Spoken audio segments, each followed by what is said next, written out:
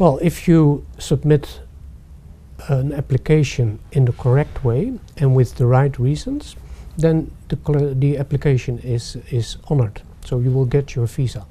But as I said, the applications are often not in the right, let's say, supported by the right documents. And secondly, what we often encounter is a lot of fraudulent documents, either defrauded bank statements or defrauded birth certificates.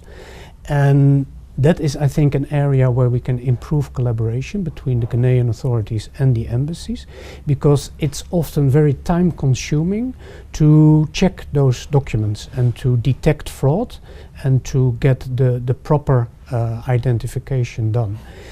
And if we can improve that process, that would mean that we have fewer rejections, and that would also mean that we can speedier process the other applications.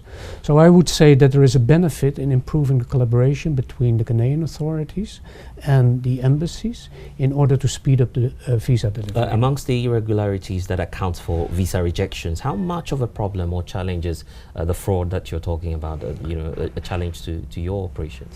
Well, you mentioned 42% of rejections. The Dutch applications are a bit higher.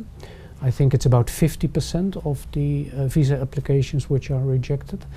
And we roughly estimate that half of that, so 25% of all application, is due to fraudulent documents.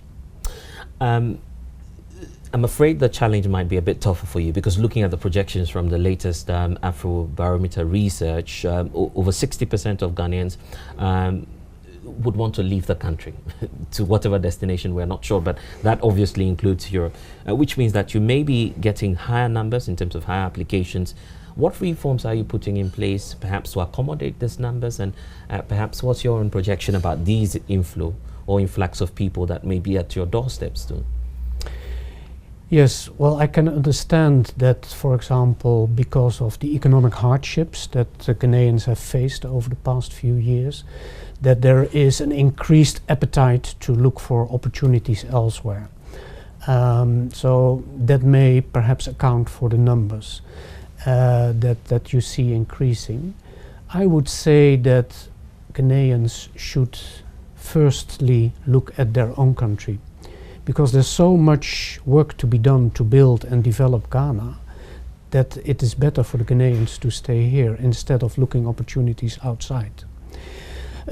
If we look at opportunities outside, we would certainly counsel against illegal migration, because this is extremely dangerous. A lot of people are losing their lives when they illegally migrate to Europe, when they go across the Atlantic Ocean to one of the islands, or when they cross the Mediterranean to go to Europe.